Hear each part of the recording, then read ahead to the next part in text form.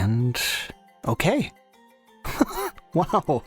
I got 3 videos uploaded within the time span of a week. I'm going to try to get to a schedule. I'm trying to get everything all figured out so that way I know what I'm doing. But yeah. Yeah, 2021. Yeah, this will be a good year.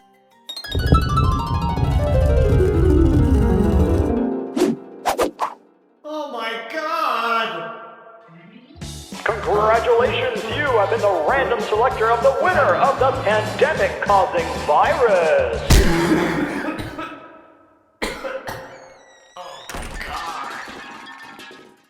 Well, hello everybody, it's been a while. So let's get right into this. This is the EPZ Story Surgery What the Heck Happened to 2021 video update thingamajig, which will contain various other updates, future projections, and other miscellaneous stuff. So, yeah, so let's get right to the point and talk about what happened to 2021, because I did a video in May of 2021 that was a redone version of the Summer Wars video that I've been meaning to do for quite some time, and I had a very, very comprehensive plan for what I wanted to do for the rest of that year. I had a structure, I had a schedule, everything I had figured out in some way, shape, or form. Then life got complicated. For those who might not know, my full-time job takes place within the realms of broadcast multimedia production. With the year and the things that happened in the year 2020, there were a lot of projects and stuff that we were going to do that ended up getting put on the back burner for an indefinite amount of time. Projects that had been in the works for several months or even years suddenly went kaput, and we didn't have any ability to do them back in 2020. This leads me to 2021, where shortly after I got that video published back in May, a lot of things ended up happening in rapid succession, one after the other. Put very simplistically, 2021 was the year of catch-up for all the things that didn't happen the year prior. This essentially meant that all of the free time I would normally have dedicated towards making videos for the channel went, well, kaput. And all of the things that I wanted to dedicate on other projects also got shelved very much by the wayside. And unfortunately, there wasn't a whole lot of things I could do beyond things that I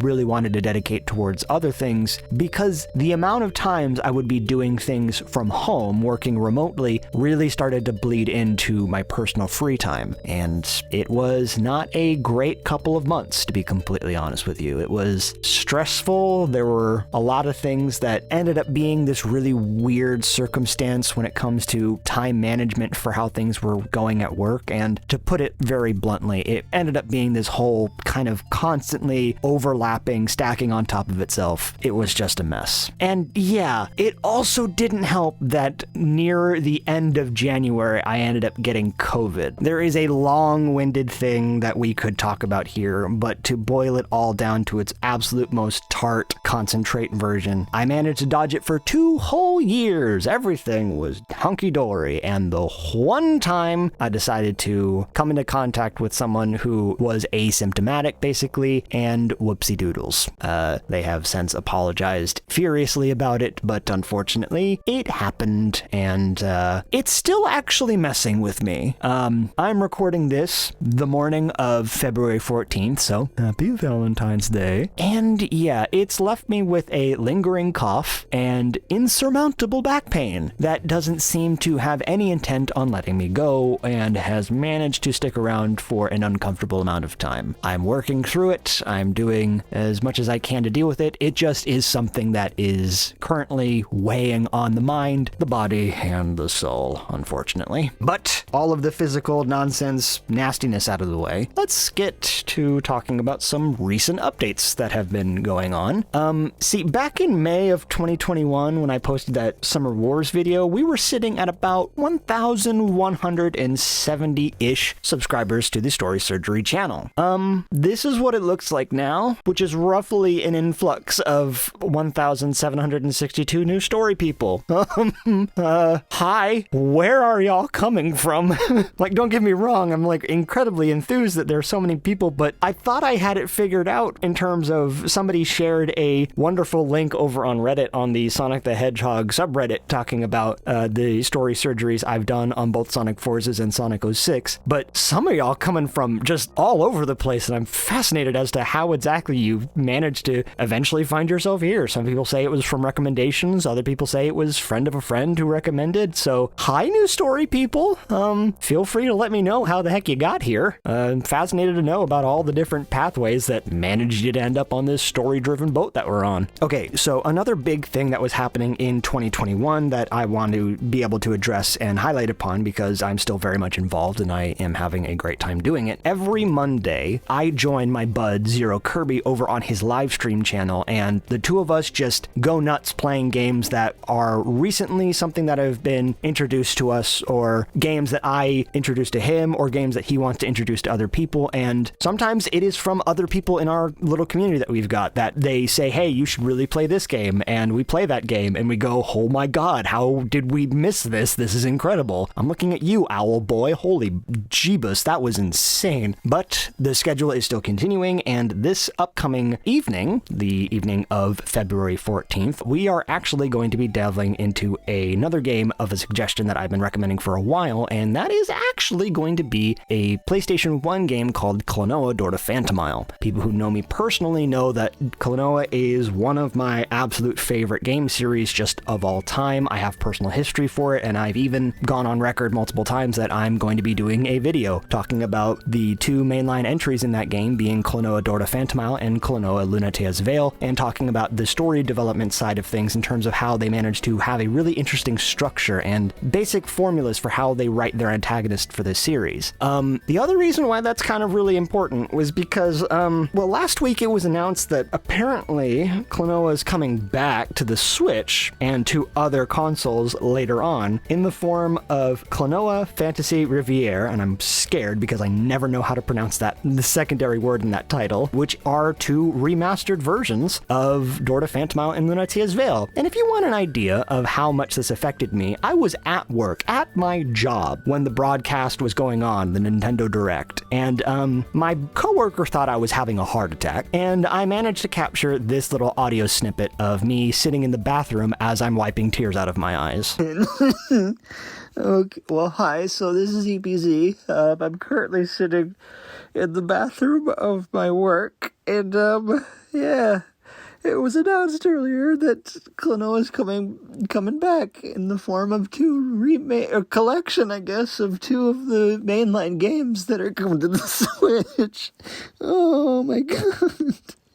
Oh, I'm a grown man. I'm crying at work because of Klonoa. Oh, God. Needless to say, I'm a bit of a fan, just a smidge. So yeah, if you want to tune in and listen to my buddy Kirby, who has no experience in this game whatsoever, and me just gush about this series until the cows come home, feel free to head over to the link in the description this evening, which is February 14th, 8 Pacific Central Time. And don't worry, right next to it, I'll also have a time conversion table linked as well, so that way you can know when for you the live stream will be happening. So if we see you over there, cool. If not, hey, no harm, no foul. The other big project thing that I did actually fell back in October of 2021, where I returned to the annual draw in ink illustration every single day for the entire month of October. But this time I managed to do it in a completely different way than what was previously established. This time I did not have the prompt list like other people had. It was not established to me in a grand sense. Instead, I had a friend of mine write down 31 prompts for every single day, and I didn't know what they were, even remotely. The only time I actually found out what they were was when I actually sat down to draw them. It was a project that I entitled Don't Ink Twice, and it was delightful. It was actually really interesting to see,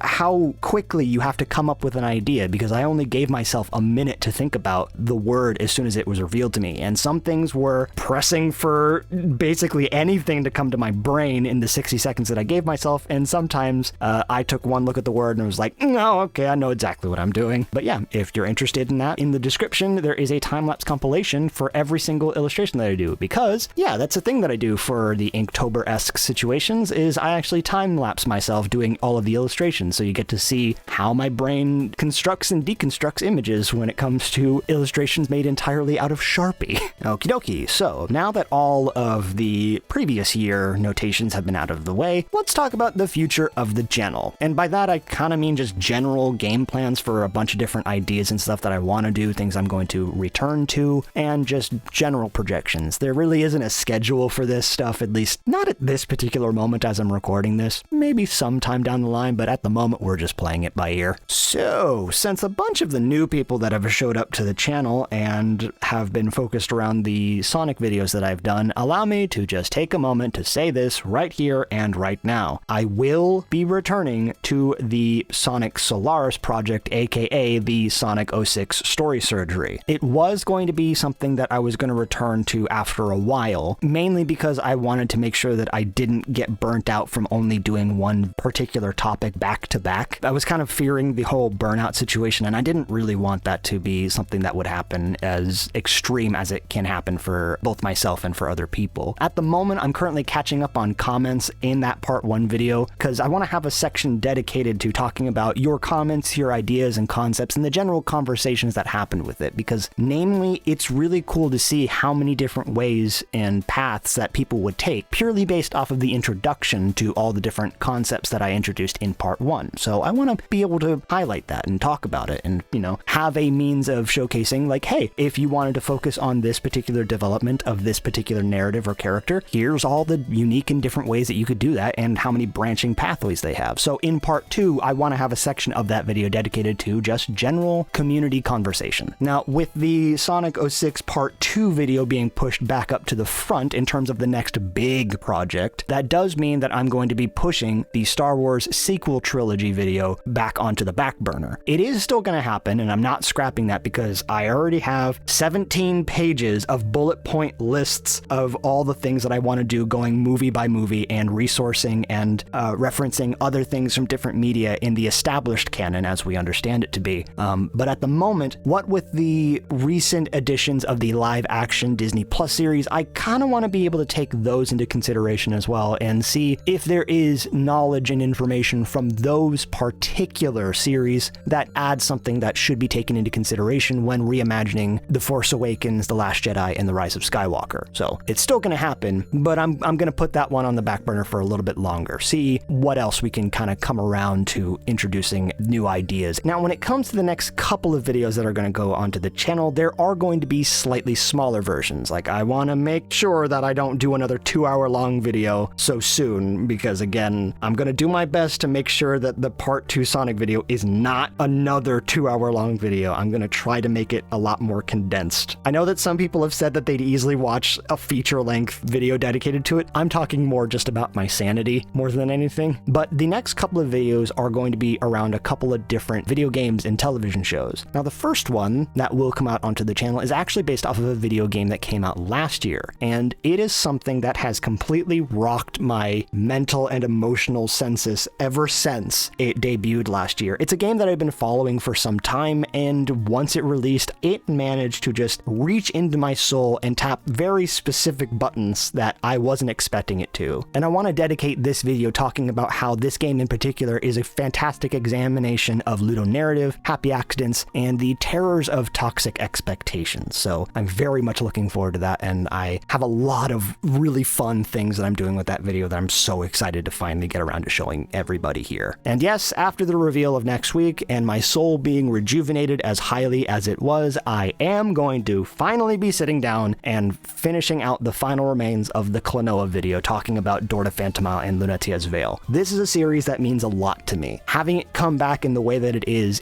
just so overwhelmingly boost of dopamine, serotonin fused together and just crammed into the corners of my brain that I want to be able to talk about why it means as much as it does to me personally. The subject of the video itself is going to be talking about how the mainline series does a really interesting thing about how it manages to make the antagonists based off of a very particular thing, namely emotions. And I'm just so jazzed that I get the opportunity to talk about it and then later this year get to, play them again. After that particular video, I am going to be focusing primarily on a video that has been bouncing around in my head for quite some time, but I finally think I have it nailed down as to what specifically I want to talk about. And that video is of the very widely popular cartoon TV series Avatar: The Last Airbender. Now, I know for a fact that people hearing that and people get concerned when they hear that Story Surgery is going to be talking about Avatar: The Last Airbender, seeing as most people would usually think I'd be talking about a different series connected to Avatar: The Last Airbender, but it might happen sometime down the line. But specifically, I wanted to talk about Avatar: The Last Airbender in that there is one small change that I want to talk about how it could be done and why that kind of thing actually helps remove a very common trope in storytelling that allows the impact of this element to be much more appreciated, I suppose is the right way of thinking about it. But I want to talk about this because it is a common thing that happens to a lot of just stories in general, of when it feels like something accidentally got written into a corner and they desperately trying to find a quick way around it. So again, I know for a fact that there are people who will be a little worrisome that I want to be talking about a series that is near and dear to so many people, myself included. So just keep an eye out for that. Hopefully that video comes soon so that I can finally talk about this particular thing that I've been wanting to talk about for some time, and really hope that the stones that I'm going to get thrown at me aren't going to be diabolical. After that, when it comes to subjects of future videos, here is a general breakdown list of all the things that I know that I'm going to be talking about in the near future. They're no particular order here. Each one of them tackles a different element of storytelling that I think is really important for us to learn and gather information about, ranging from the impossibility of implementing something that typically, in terms of the origins of what these tropes are, really ends up being a burden for how they're actually implemented into the story as it was, an examination of how you can use influences from things intentionally or even unintentionally, the importance of variation stories, the idea of an anthology collection of a bunch of different stories that may or may not intermingle with one another, and being able to showcase to an audience how wide the scale of storytelling can be, even when you're given the same basic tools. And while I'm not going to say that it is a video that is going to happen anytime soon, I just want to make sure that people understand that I am a very big fan of a very specific series that manages to mess with my head more often than not than I care to give it credit for, and sometimes it's for a good reason and most of the times it's not for a great reason. So yeah, if you manage to catch that little sliding transition just then, yeah, know that that's on my radar. It is something that will happen sometime in the near future-ish. And with that, we'll come to a close on this update video for Story Surgery moving into 2022. I have a lot of things that I want to do, and it has really sparked a lot of hope that I have, seeing as many people who have managed to find their way here in the ways that they have, and the amount of conversation and concepts and ideas that people are sharing on the videos that they've found is just bringing me so much joy, you guys. I